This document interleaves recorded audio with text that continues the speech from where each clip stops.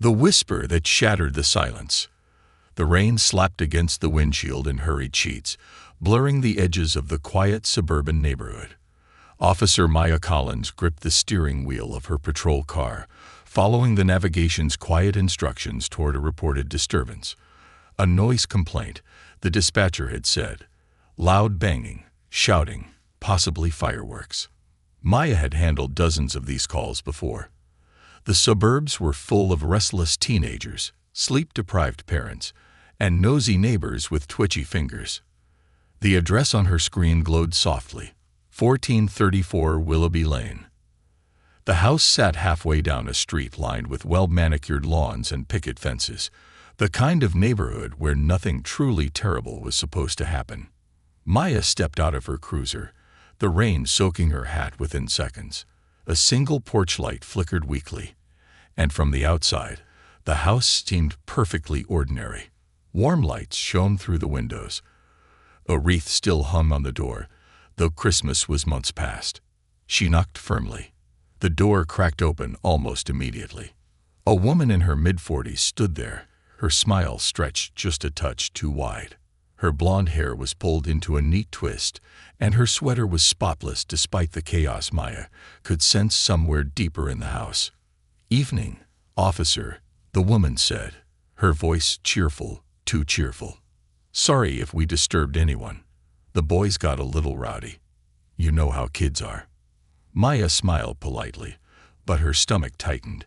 Years on the force had sharpened her instincts to a razor's edge, and the false warmth in the woman's voice felt like a bright red flag. "Would you mind if I stepped inside?" Maya asked, shaking some of the rain from her sleeves. "Oh, of course." The woman stepped aside, her too sweet smile never wavering. "I'm Caroline Lutz, by the way. We foster a few kids here, so it can get a bit lively." Foster home, Maya noted immediately. That explained the noise, at least on paper. But there was something else, something just beneath the surface. Her boots clunked against the hardwood floor as she stepped into the foyer. The air smelled faintly of lavender, bleach, and something less pleasant, something metallic. "Where are the kids now?" Maya asked, glancing into a spotless living room. A few picture frames decorated the mantel, showing smiling children at parks, birthday parties, and Christmas gatherings. Perfect photos, staged photos. "Oh, they're probably settling down for bed," Caroline said, her voice tight. "Would you like me to?" A shadow flickered in the hallway, a pale face peeking around the corner. A boy, no older than 11, his hair dark and slightly damp, eyes too large for his thin face. His lips moved silently, but the word T-shaped froze Maya in place. "Help us." It wasn't loud, not even a whisper, but Maya saw it as clear as day.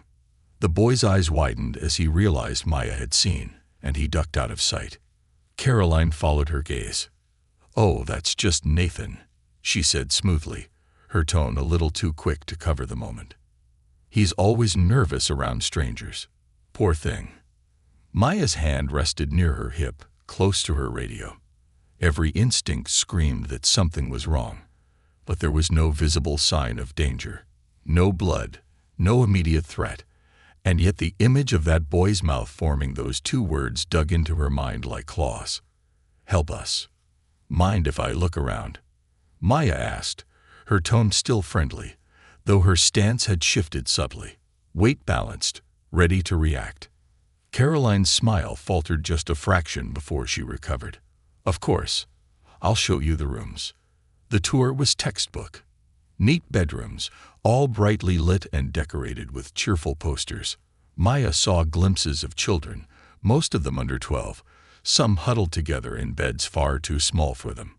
They all smiled politely at her, but there was a stiffness to their posture, a trained politeness, like soldiers standing at attention. Maya counted 9 kids in total. Each one seemed well-fed, clean, with no immediate signs of harm. No bruises, no shackles. Everything should have looked fine. But it wasn't fine. Not at all. The silence was too perfect. There were no toys on the floors, no laundry piles, No arguments over snacks or bedtime. It was a house meant to look like a home, but Maya had lived in a real foster home once, and no house with that many kids was ever this quiet. And where was Nathan? The boy who had mouthed for help. She didn't see him again. "Everything seems in order," Maya said at last, though her voice felt heavy with uncertainty. "Of course," Caroline beamed. "We run a very tight ship here. It's so important for these children to have structure." Maya forced a smile, thanked her for her time, and stepped back into the rain. But she didn't drive away. She sat in her cruiser a few houses down, watching the windows for any sign of movement. "Help us." Those two words looped through her mind on repeat. She'd been one of those kids once, scared, silent, hoping someone would see past the staged smiles and clean floors to the secrets hiding in the shadows. Most of the adults who passed through her foster home had done exactly what she was tempted to do now: shrug, assume all was well, and move on. She couldn't be one of them.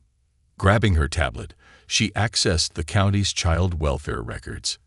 Caroline Lutz had been licensed as a foster parent for almost 8 years, and her file was spotless. Glowing reports, no complaints, no violations. She was even on the list of recommended homes for emergency placements. Too clean, Maya thought. Too perfect. The rain drummed against the car roof as she dug deeper, cross-referencing placements, transfers, and records from the past 5 years. Some of the records were incomplete. A child placed at the Lutz home for 6 months, then transferred to another foster home with no name, just pending update. More than a dozen names appeared in that limbo. Children who had supposedly left the Lutz home, but whose current placements were left blank. The system called it a clerical delay. Maya had seen it before, but not this many times, and never from the same house. Her fingers hovered over her radio, debating whether to escalate her suspicions. Protocol required more than a gut feeling and a scared kid's silent plea. But her gut had saved lives before. The rain slowed to a drizzle as her headlights illuminated the dark street. She knew what she had to do. Tomorrow, she would dig deeper into the licensing records, the school attendance logs, the medical reports. She'd talk to the social worker assigned to the Lutz home. If she found even one more crack in the perfect facade, she'd have reason to go back. But most of all, she needed to find Nathan. She needed to know why his whisper had sounded like the opening line to a story far darker than any paperwork could reveal. Maya started the engine, eyes still locked on the house in her rearview mirror. Help us. She would, even if it meant tearing apart the entire system to do it. Beneath the perfect surface, the cold morning air drifted through the half-open window of Maya's small kitchen, mixing with the steam rising from her coffee. The clock read 5:42 a.m., far earlier than her usual wake-up call, but sleep had evaded her entirely. The boy's face, his wide, terrified eyes, and that silent plea, helpless, looped through her mind like a broken record. She had been that child once, hiding in a hallway, watching adults talk, pretending not to hear the deals being made about her future, about where she'd sleep next, what family might take her in, or who might exploit her. Those days were long behind her, but the scars they left had sharpened her instincts into weapons. That boy, Nathan, wasn't just nervous. He was begging for his life. Maya placed her mug on the counter, grabbed her tablet, and pulled up Caroline Lutz's file again. Foster parents were required to keep meticulous records: medical appointments, schooling logs, family visits, behavioral reports, all reviewed by social workers during regular inspections. Caroline's file was immaculate, a shining example of perfect compliance. Too perfect. Maya had worked with real foster parents before. The good ones, the tired ones, the overwhelmed ones. They missed paperwork sometimes. A doctor's visit would go unreported until a reminder email arrived. Teachers would mention missed homework or late arrivals. Normal life was messy. Caroline's reports were sterile. Every document was submitted on time. Every child transferred smoothly. and none of them ever required additional intervention or follow-up care. Not one disciplinary issue, no illness beyond the common cold, no hint that any child ever cried themselves to sleep. She wasn't buying it. Maya logged into the state's interagency portal, a restricted database linking child welfare services, school attendance records, and medical files. Most officers never bothered to cross-reference these. They were built for social workers and case managers, not street cops.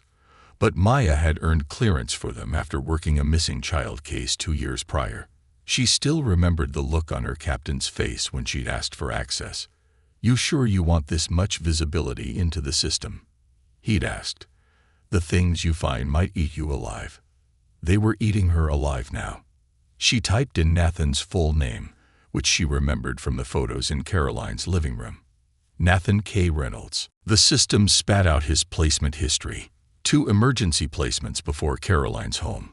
His birth parents' rights had been terminated when he was 7, after reports of neglect and substance abuse. Standard, tragically common. He'd been with Caroline for 6 months now.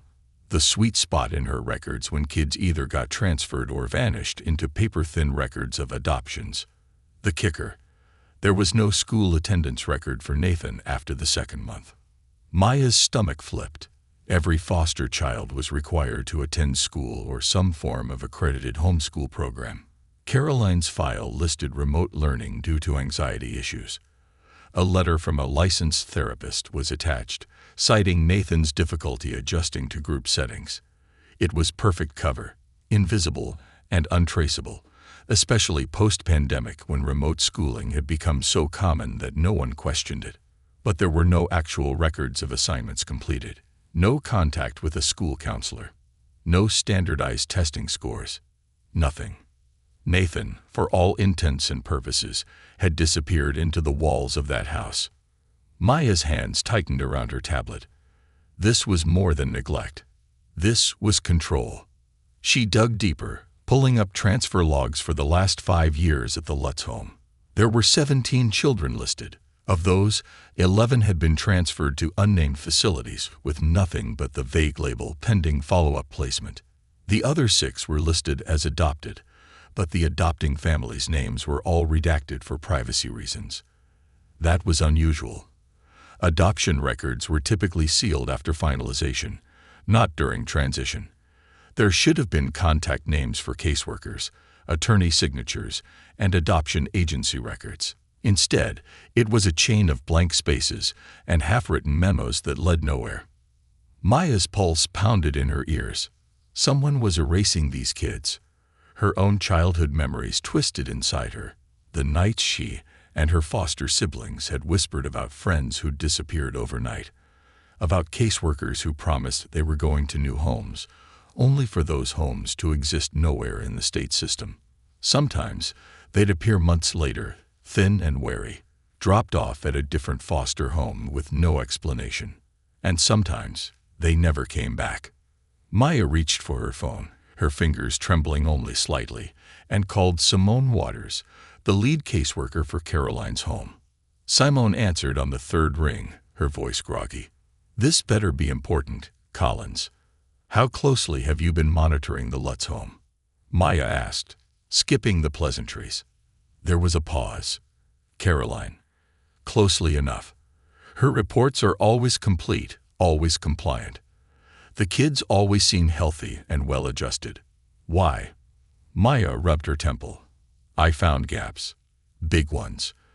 Kids listed as transferred to nowhere. Adoptions with no traceable records. And Nathan Reynolds. No school attendance for the last 4 months." Simone's sleepiness vanished. "That's not possible. I just signed off on her last quarterly review 2 weeks ago. Everything was there. School logs, medical checkups. All faked," Maya said. "I'm betting she's been manufacturing reports for years. None of those logs link back to verified providers. Every therapist name she listed either retired or never existed in the first place." Simone's breath caught. "If you're right, this is huge." "I'm right," Maya said firmly.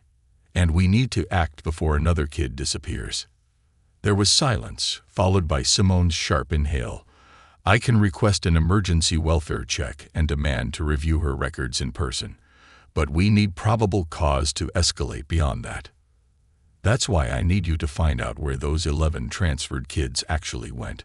Maya's voice was low, but there was no disguising the edge in it. "If we can't find them, we have our probable cause." "I'll dig into the back-end records first thing this morning," Simone said. "But Maya, if this is what we think it is, you might be poking at something much bigger than one foster home." Maya knew that already. Caroline was too polished, too careful, and too confident for this to be a one-woman operation. "I'll be at her house again tonight," Maya said.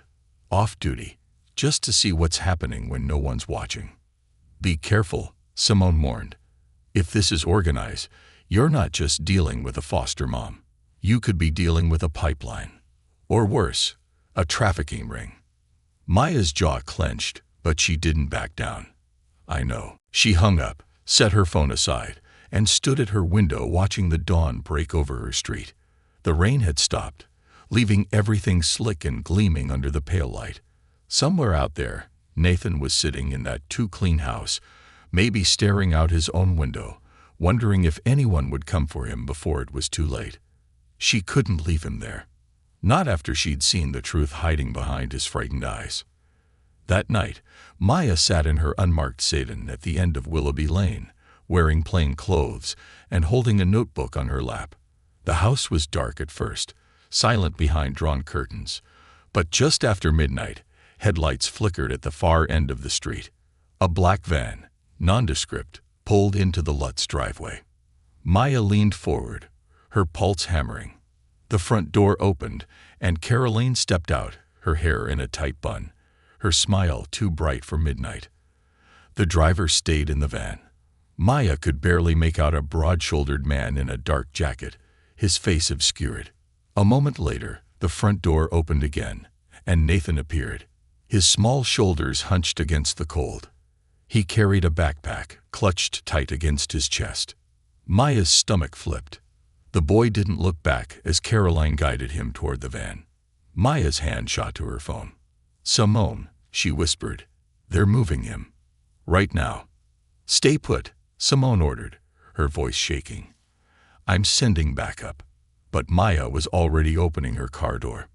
Nathan's whispered plea echoed in her head, louder than any order Simone could give. "Help us." It was time. Maya stepped into the street. The vanishing point. The rain had barely let up as Officer Maya Collins stepped onto the slick pavement, the cold air biting at her face. The warm glow from the Lutz house's windows stood in stark contrast to the chill curling in her gut. Nathan, that terrified boy, shuffled toward the unmarked black van in the driveway, his small backpack hanging from one thin shoulder. His footsteps were slow, hesitant, the kind of pace a child takes when every instinct in their body tells them to run. But experience has taught them that running only makes it worse. Maya didn't think. Her training, instincts, and every memory of her own childhood fused into one force that propelled her forward. "Nathan," she called, her voice cutting through the silent street. The boy froze, his thin frame turning slightly, enough for his pale face to catch the glow of the porch light. The panic in his eyes was instant, and it wasn't just fear of getting caught outside. It was terror of what would happen if the wrong person knew he'd been seen. The driver's door of the van creaked open, and a broad-shouldered man stepped out. His face was shadowed by the low angle of the street lamp, but Maya could make out the glint of a thick silver ring on his left hand, a ring with a serpent twisted into a knot. She'd seen it before. 3 years earlier, during a joint task force briefing on regional trafficking networks, they'd shown photos of confiscated jewelry used to identify high-level players in the trade. The serpent knot was one of the symbols, a sign that the person wearing it wasn't some low-level transporter, but part of the infrastructure itself. Maya's hand hovered near her hip, instinctively reaching for the weapon she wasn't carrying. She was off-duty, dressed in a hoodie and jeans, not her uniform. The man noticed her, his posture going rigid. "Evening," he called, his voice deep and smooth, too smooth for someone caught in the act of midnight child moving. Nathan took a step back, edging toward the house. His hands trembled at his sides. Maya forced herself to smile. Bit late for a drop-off, isn't it? The man tilted his head slightly, studying her. Family emergency, he said smoothly. Nathan's being moved to a relative. Maya's stomach turned. It was the oldest lie in the book. A vague family emergency, no documentation, no warning to social workers. Just the sudden disappearance of another child who would become a name in a missing person report no one would ever follow up on. Caroline Lutz appeared in the doorway, her painted smile faltering only for a second before she saw Maya, and plastered it back in place. Officer Collins. What a surprise. Is everything all right? Maya's fists clenched inside her jacket pockets. Funny thing, I couldn't sleep, so I took a drive. Imagine my surprise when I saw a child being moved in the middle of the night without any paperwork. Caroline's smile flickered again. I assure you, it's all approved. I can show you the transfer documentation inside. Nathan's wide eyes darted between the adults, panic simmering beneath the surface. You'll have to show me right now, Maya said, stepping forward, her stance slightly widening. She didn't have her gun, but she had her badge. And her presence. The man with the serpent ring took a step forward too, his bulk blocking the van's open door. It's handled, he said, his voice low and just shy of threatening. You should go. Maya's pulse roared in her ears. She didn't know exactly where this was going, but she knew one thing. If Nathan got in that van, he would vanish. The serpent knot wasn't just decoration. It was a brand, a signature, a promise that once they had him, no one would ever find him again. She turned to Nathan. Hey, bud. Remember me? Nathan's tiny nod was almost imperceptible. Why don't you come stand with me for a second, okay? Her voice softened. Just until we sort this out. He hesitated, the kind of hesitation that came from years of being taught that adults were not to be trusted, that obedience was survival. But something flickered in his eyes, a desperate, fragile hope. That flicker was all Maya needed. Come on, she coaxed, holding out her hand. The man with the serpent ring shifted his weight, his fingers twitching at his side. Maya knew, if Nathan moved toward her, things were going to escalate fast. Nathan took one step, then another. Maya braced. The man lunged. Maya was ready. She caught Nathan's arm, yanking him back just as the man's hand swiped through empty air. Nathan screamed, the raw, terrified scream of a child who knew exactly what happened to kids who didn't do what they were told. Maya didn't hesitate. She pivoted, putting her body between Nathan and the man, and shouted, Get inside the house. Now, lock the door. Nathan bolted, his tiny feet slapping the wet pavement as he scrambled up the steps and into the house. The door slammed shut. The man's sneer curled into something darker. You're making a mistake. Maya stood her ground, her heart hammering, but her voice steady. You put your hands on a child again, and I'll personally make sure you rot. For a moment, the street was silent, save for the rain. Then the man took a step back, his sneer fading into something almost amused. You have no idea who you're messing with. Maya didn't blink. I know exactly who I'm messing with. The man turned, climbed into the van, and reversed out of the driveway so smoothly it was like nothing had happened at all. The taillights disappeared down the street, swallowed by the rain. Maya exhaled, her hands trembling as the adrenaline ebbed. She sprinted to the front door, pounding until it creaked open just an inch. Nathan's tear-streaked face peeked out. You okay? She asked, her voice softer now. He nodded shakily. Good. She knelt so they were eye level. Nathan, I need you to tell me the truth, okay? Who was that man? Nathan swallowed hard, his voice barely above a whisper. They come sometimes. They take the little ones. Maya's stomach churned. Where do they take them? Nathan shook his head, tears pooling again.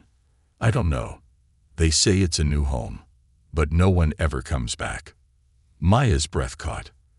Has anyone ever told you not to talk to me? Nathan's lips trembled. They said if we talk, we'll disappear too. A cold rage settled into Maya's bones.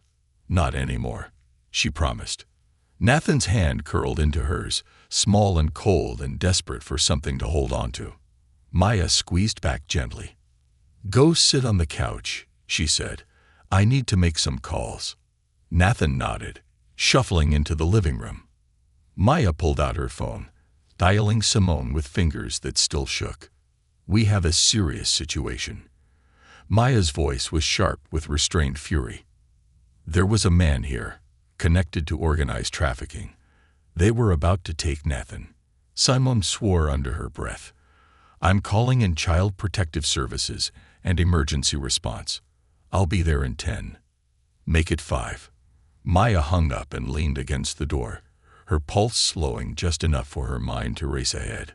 This wasn't just a bad foster home. This was a pipeline.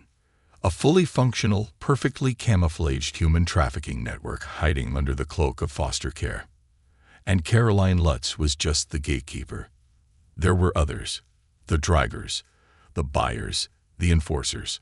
Maya wasn't just fighting for Nathan. She was fighting for every missing name in that system, every child whose paper trail ended in silence. The rain fell heavier outside, but inside, Maya stood tall, ready to rip apart every lie they'd built to cover their tracks. The system had failed these kids, but she wouldn't. Not this time. Cracks in the system. The front door of the Lutz house clicked shut, and Maya leaned her back against it, heart pounding in her chest, like a war drum. Nathan sat curled in the corner of the couch, knees hugged to his chest, his small fingers clutching the fabric so tightly his knuckles were white. Rain pounded the windows, matching the storm inside Maya's mind. She needed backup. Fast. But more than that, she needed a plan. This wasn't just a welfare check gone wrong. This was a pipeline in motion, and they had almost lost Nathan to it. Her phone vibrated in her hand. Simone. Maya answered immediately. I'm 2 minutes out, Simone said. I've got emergency placement on standby, and I'm bringing 2 CPS investigators. They're already drafting a temporary emergency removal order for all children in the home. Maya glanced toward the stairs, where shadows flickered as small heads peeked out and quickly vanished again. The other kids, they were still here, still at risk. Good, Maya said, her voice low. But there's something you need to know. This isn't just about Caroline. There was a man here, tall, mid-40s, heavy build, serpent ring on his hand. Simone's sharp inhale crackled through the line. Oh God, that's not just anyone. I know. Maya's grip on the phone tightened. He's connected to the cross-state pipeline. That's not foster care corruption. That's full-scale trafficking infrastructure. If they're embedded in licensed foster homes, we're not just talking about this house. This is system-wide. Simone's voice faltered for only a moment. I'll alert the task force, but Maya, be careful. If they know you saw him, they'll come back. Maya glanced at Nathan, whose wide eyes stayed locked on her as though she was his last lifeline. Let them come, she whispered. I'm done watching kids disappear. She ended the call just as the blue glow of approaching headlights reflected through the rain-streaked windows. Simone Sidon, followed closely by a CPS van, pulled up in front of the house. Nathan flinched at the sound of tires crunching against wet pavement. Hey, Maya said gently, kneeling beside him. These people are here to help. I'm not leaving you, okay? Nathan's voice was barely above a whisper. They said no one would believe me. Maya's chest ached. I believe you. The front door opened and Simone stepped in, her umbrella dripping, her eyes scanning the house with practiced precision. Behind her, 2 Child Protective Services investigators followed, both wearing rain-slick jackets and carrying thick binders. Where's Caroline? Simone asked quietly. Maya's jaw clenched. Still inside, but she'll lie through her teeth if you let her. Simone nodded, her face grim. We're not here for her excuses. They moved quickly, Simone heading straight upstairs to check on the other children, while the investigators asked Maya to formally recount what she had witnessed. Maya kept one eye on the stairs, knowing Caroline was probably somewhere inside, calculating her next move. It didn't take long for Simone to return, her face pale. "There's something wrong here," Simone murmured. "The kids, they're compliant, too compliant. They answer questions like robots. Every word feels rehearsed." Maya felt a fresh wave of anger surge through her. That had been her once, a trained ghost in someone else's house, saying only what she was allowed to say, because anything else came with consequences. "Are they removing all of them?" Maya asked. Simone nodded. "We have enough for emergency removals. I'll file the paperwork after we get them to a safe location." "But Maya, this isn't just bad foster care." "I know," Maya said. "It's bigger." A sharp sound interrupted them, the unmistakable click of a lock turning. Maya's head snapped toward the back hallway, where she'd glimpsed a door earlier, half hidden behind a bookcase. She moved fast, stepping past Simone and rounding the corner just in time to see the edge of Caroline's sweater disappear down a flight of basement stairs. "Stay with the kids," Maya barked over her shoulder. "Don't let anyone near the front door." She drew her backup weapon, a compact Glock she carried even off-duty, and followed the trail down into the dark. The basement truth. The stairs creaked beneath Maya's feet, the wood warped with moisture. The air grew colder with each step, the scent shifting from lavender and bleach to something damp and metallic.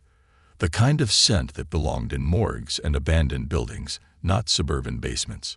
The light bulb overhead flickered, casting long shadows over rows of locked file cabinets lining the walls. In the center of the room stood Caroline Lutz, her back to Maya, her hands trembling as she fumbled with a large, reinforced metal chest.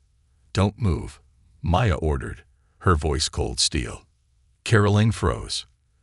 "You've got about 3 seconds to step away from whatever's in that chest," Maya continued, "or I'm putting you in cuffs right here." Slowly, Caroline turned, her face a mask of brittle calm hiding something much darker underneath. "You don't understand," Caroline said, her voice thin. "It's not what you think." Maya's eyes locked on the chest.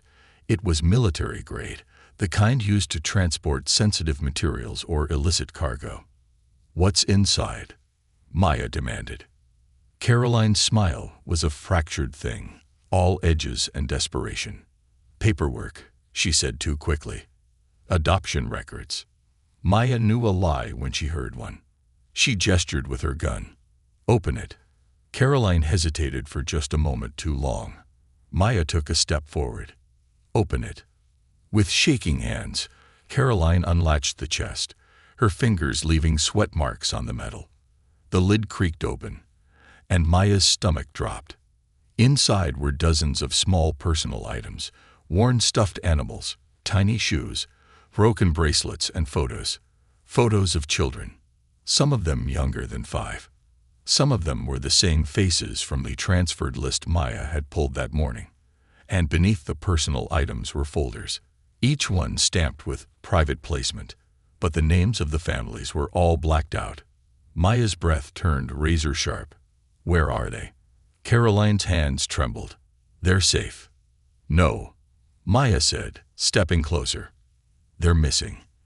And some of them are dead, aren't they?" Caroline's face crumpled. It wasn't supposed to be like this. Maya's rage burned low and hot. What was it supposed to be? Caroline's lips trembled. A better way. The system's broken. They get lost in foster care, moved from house to house until they're too old for anyone to care. We found families who were willing to pay to skip the red tape. Maya's hand shook, but her voice stayed steady. "You sold children." "No." Caroline's voice cracked. "We placed them with traffickers." Maya's voice was a knife now. "You funneled foster kids into a network where they were bought and sold like property." Caroline's silence was answer enough. Maya raised her voice just enough for Simone to hear upstairs. "I need officers down here." Now, Caroline sank to her knees beside the chest, her hands pressed to her face, as though hiding from the weight of her own guilt. I was trying to help. Maya's disgust rose sharp and bitter. You helped yourself, and you helped monsters. As the sound of approaching footsteps filled the stairwell, Maya's gaze drifted to the chest again. The tiny shoes, the photos, the fragments of innocent lives erased, because no one asked the right questions until now. But Maya was asking now, and she wasn't stopping. The paper trail of lost souls. The walls seemed to close in around Maya as the basement filled with the shuffling footsteps of officers and social workers descending the narrow staircase. Their flashlights swept across the damp walls. The stacks of papers and the chilling collection of children's belongings spread across the floor like a shrine to everything the system had failed to see. Caroline Lutz sat slumped beside the metal chest, her knees drawn to her chest, silent tears tracing her cheeks. Whatever pretense she'd worn for years, the immaculate foster mother, the saintly caregiver, had cracked wide open, and all that remained was the hollow-eyed shell of someone who had helped feed innocent children into the jaws of monsters. Maya took a deep breath, though the air tasted sour in her throat. "Secure her," Maya said, her voice cold and commanding. "Mirandize her and cuff her. Now." One of the arriving officers stepped forward, his face a mask of professional detachment. "Caroline Lutz, you're under arrest for child endangerment, conspiracy to commit human trafficking, and—" The officer's voice faded into the background noise. Maya wasn't interested in Caroline's tears or pleas. She crouched beside the open chest, her gloved hands gently pulling out one weathered file after another, each one labeled with a first name and an intake date, the dates the children were placed in Caroline's care. Beneath the folders were photographs, dozens of them. Some were school photos, awkward smiles, and missing teeth. Others were candids, kids on swings, at birthday parties, at the dinner table. Each one was dated and labeled with a name. Many of those names were followed by a chilling word in small, tidy handwriting. Placed it. Placed where? With whom? Maya's gut told her the truth was far uglier than a simple adoption. "Detective Marks is on the way," someone said softly from the base of the stairs, her face pale under the flickering basement light. "We'll need full documentation for every child Caroline ever fostered. No matter what she claims, this operation is bigger than her." Maya nodded, though her stomach twisted with the weight of the realization. Caroline was just one cog, one house in a string of houses, one smiling face among many who had turned a broken system into a pipeline for human trafficking, disguised as private adoption.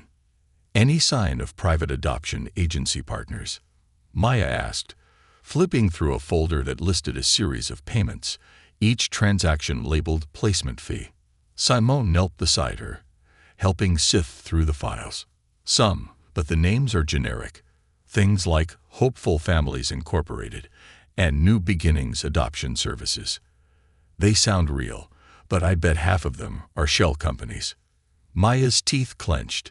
It was textbook. Fake agencies laundering children through supposedly legal adoptions, with no oversight, no home studies, and no follow-up. Once the paperwork was filed, the child was erased from the system and handed off to whoever was willing to pay. A cold, nauseating certainty settled into Maya's bones. They weren't placing kids into homes. They were selling them into slavery, abuse, and worse.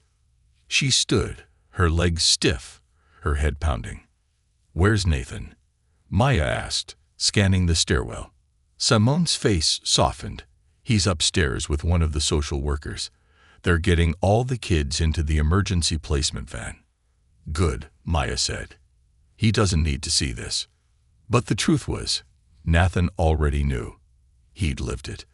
The terror in his eyes when the van came for him wasn't new fear. It was a fear honed from months, maybe years, of seeing other children taken away, never to return. Maya turned back to the files. "We need to track every placement, every transaction. If there's a parent, a buyer, or a handler on the other end of these payments. I want their names. Some of these go out of state, Simon murmured, holding up a file with a Florida address scrawled in the margins. If they've been crossing state lines, it's federal, Maya finished. Which means we pull in Homeland Security and the FBI. Simon exhaled sharply. Do you think they knew?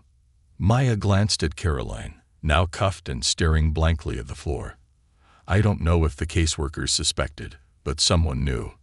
No operation runs this smoothly without someone inside the system helping cover the tracks. The sound of footsteps echoed from upstairs. More officers had arrived, and the house was now an active crime scene. Maya straightened, her spine aching from tension. Let's get every child's name cross-referenced with the system, Maya said. If even one of them can be found alive and safe, we follow that thread all the way back. Simone's eyes glistened. We can't save them all. Maya's jaw clenched. But we'll save the ones we can. A network exposed. The next 48 hours passed in a blur. Maya barely left the station, fueled by coffee, adrenaline, and the relentless need to turn every rock and shine every light into the darkness. What they uncovered was worse than anyone expected. The files recovered from Caroline's basement were only a fraction of the operation. When forensic techs traced the payments from Caroline's accounts, they found links to 3 other foster homes across the state, all with similarly spotless records, all praised for their efficiency in placing children with loving families. Behind each perfect home was a handler, someone who oversaw the final handoff to buyers. Each handler had a specific profile: high net worth individuals who paid for exclusivity, customized selection processes, and in some cases, children of specific ages, ethnicities, or characteristics. The deeper Maya dug, the more certain she became that this was organized crime embedded directly into the foster care system itself. These aren't just kidnappers, Detective Mark said, leaning over Maya's desk with a grim expression. This is a bespoke human trafficking service hiding behind legitimate foster care. Maya's stomach twisted. How long has this been going on? Marks rubbed his jaw. Best estimate. At least 7 years, possibly longer. Every time a home got too much attention, they'd shift the pipeline to another trusted caregiver. Maya's throat tightened. How many kids? Marks was silent for a moment. Over 100. Maya closed her eyes. That was 100 lives. Children who were supposed to be safe, who were taken into care to protect them, only to be sold to the highest bidder. And Nathan, he was supposed to be next. The heart of a survivor. The following evening, Maya visited the emergency foster facility where Nathan and the other children had been placed. The building was nothing fancy, a converted community center staffed by overwhelmed but compassionate caseworkers. She found Nathan sitting at a small table, coloring a picture with a dull crayon. His face was tight with concentration, but his eyes flicked up the moment Maya stepped into the room. "Officer Collins," he whispered. Maya crouched beside him. "Hey, buddy." Nathan's fingers gripped the crayon tightly. "Did they take her away?" "Miss Caroline." Maya hesitated. "Yeah, they did." He didn't smile. He didn't cheer. He just stared at his picture, a crude drawing of a house, a van, and a big black scribble over the sky. "Are the others okay?" Nathan asked quietly. Maya's throat tightened. "They're safe now." Nathan looked up at her, his voice soft but clear. "You saw me, didn't you? That night, when I said, 'Help us.'" Maya swallowed hard. "I saw you." Nathan's lower lip trembled. Most grown-ups don't. Maya reached out, placing a gentle hand over his. "Well, I'm not most grown-ups." Nathan stared at her for a long moment before whispering, "Thank you." It was just 2 words, but this time they were full of something new. Not fear, not desperation. Hope. Maya squeezed his hand, promising silently that no matter how dark the system was, no matter how deep this conspiracy ran, she wouldn't stop until every child stolen by this network was found. Because Nathan had been seen. And now the whole world was going to see too. When the invisible become unforgettable. The sky had just started to turn pale with the first light of morning when Maya Collins stepped out of her car, standing in front of a cold, gray federal building in downtown. In her hand, she clutched a thick file folder. The complete roadmap of the child trafficking network she and Simone had uncovered. She stared at the building, her breath fogging the morning air. It felt impossible that a place like this, built to house agencies tasked with protecting the vulnerable, had been blind to what had been happening under their noses. Or worse, had chosen not to see. Her phone buzzed in her pocket. It was Simone. "Are you sure you want to do this alone?" Simone's voice was heavy with concern. Maya exhaled. "Someone has to." "You're not just exposing Caroline or a few bad apples," Simone warned. "This implicates entire oversight committees, private agencies, and even state contractors who were paid to look the other way." "I know." Maya's fingers curled tighter around the folder. "But the kids deserve better than silence." There was a pause. Then Simone said softly, "Nathan asked about you this morning." Maya's chest ached. "How's he doing?" "Better," Simone said. "He's talking to a counselor. Drawing a lot. You're in most of his pictures." Maya smiled faintly. "I'll visit him when this is over." "When this is over," Simone echoed, though they both knew this fight would never really end. Maya hung up, squared her shoulders, and walked inside, unraveling the network. The federal conference room was sterile and windowless, the kind of room where lives were weighed in policies and statistics rather than heartbeats. Seated at the table were representatives from Homeland Security, the FBI's Crimes Against Children Task Force, and the Office of Child Welfare Oversight. Maya placed the thick folder in the center of the table, her heart hammering. "Everything you need is in there," she said, voice steady despite the storm inside her. Names of foster parents, social workers, case managers, fake adoption agencies, and payment records linking them directly to private buyers and international trafficking groups. The room was silent as they flipped through the pages. Transaction logs, falsified placement records, names of children marked as transferred who were never found again. One agent, a grizzled man with a coffee cup and world-weary eyes, muttered, "Jesus Christ." Maya's hands rested on the back of the chair in front of her. This isn't just corruption. It's organized crime, hiding inside the foster care system. They're using the same channels meant to protect kids to traffic them. Another agent, a younger woman with a sharp gaze, frowned. How did this go undetected for so long? Maya's jaw tightened, because the system is built to trust the paperwork. If a home has spotless records, if no child speaks out, it's easier to move on. Most foster kids don't speak up because they know no one listens. Until now, the younger agent murmured. Maya met her gaze. Until now. Facing the servant, the evidence in Maya's file triggered a statewide task force deployment. Over the next week, dozens of foster homes, private placement agencies, and adoption brokers were raided, homes just like Caroline's, all with perfect records and unnervingly quiet children. Some homes were empty. The children already vanished into the pipeline. But in others, children were found waiting to be placed, their bags packed, not knowing they were never going to families at all. It was a rescue operation on a scale Maya had never imagined. And she was at the center of it. But the fight wasn't just in those houses. The man with the serpent ring, the handler who had tried to take Nathan, was still out there. His identity was uncovered in one of the files. Lawrence Vexler, a name that had appeared before in investigations into high-end human trafficking rings in New York, Florida, and Texas, but he had always been a ghost, impossible to tie to any one crime. Until now.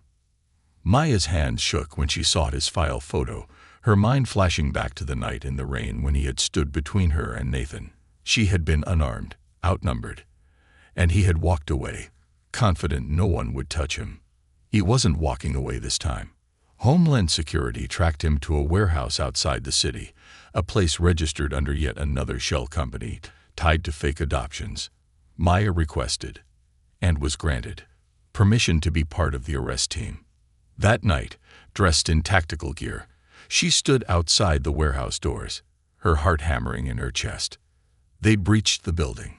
Inside were makeshift holding rooms, each one with a cot, a small toilet, and a child's backpack or stuffed animal left behind.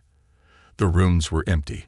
Wexler had cleared out the inventory, but not fast enough. Maya found him at the far end of the warehouse, sitting at a metal desk, calmly shredding documents.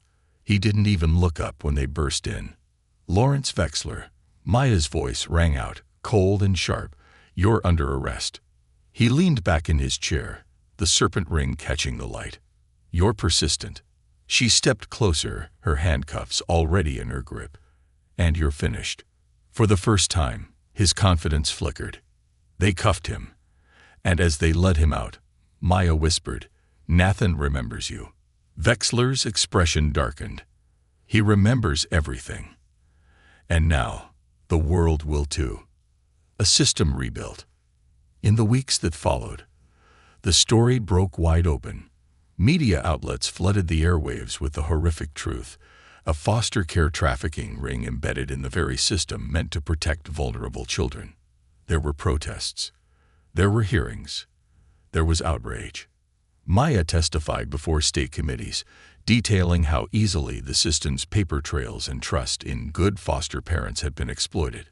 She spoke not only as a cop, but as a former foster kid herself. When a child says, "Help us," she told the committee, "we can't afford to ignore them just because their paperwork looks clean. We have to look at their eyes, their fear, their silence, and ask why." New oversight laws were drafted, requiring unannounced home visits, independent child advocates, and background checks, not just for foster parents, but anyone they associated with. The fake adoption agencies were shut down. International warrants were issued for buyers who had participated in the scheme. Some were arrested. Some fled. Some would never be caught. But the pipeline was shattered. And every child Maya and Simone found, each one saved before they could be erased, became part of the system's new foundation. The boy who spoke. Maya visited Nathan at his new foster home, a real one this time. The couple fostering him were kind, patient, and knew his story. They didn't press him to talk. They just made sure he was safe. He was sitting on the porch when Maya arrived, his sketchbook in his lap. "Officer Collins." He beamed, running to her with a confidence she hadn't seen before. "Hey, buddy." She knelt, letting him hug her tightly. "How's the art?"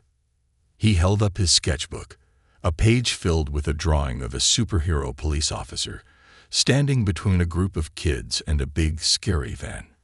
Maya's throat tightened. "That's me." He nodded shyly. "You saved me." Maya ruffled his hair. "You saved yourself. You spoke up." He beamed, his eyes no longer full of fear, but something else. Hope. Before she left, Nathan tugged her sleeve. "You'll keep helping other kids, right?" Maya's smile was soft, but resolute. "That's a promise." As she walked back to her car, Maya knew the fight wasn't over. There would always be new cracks for predators to crawl through. But now, the world knew the truth. And because of one brave boy, the invisible had become unforgettable. And Maya Collins, a foster kid turned cop, had become the shield between the vulnerable and the darkness. For Nathan. For every missing child. For the ones who still needed someone to see them.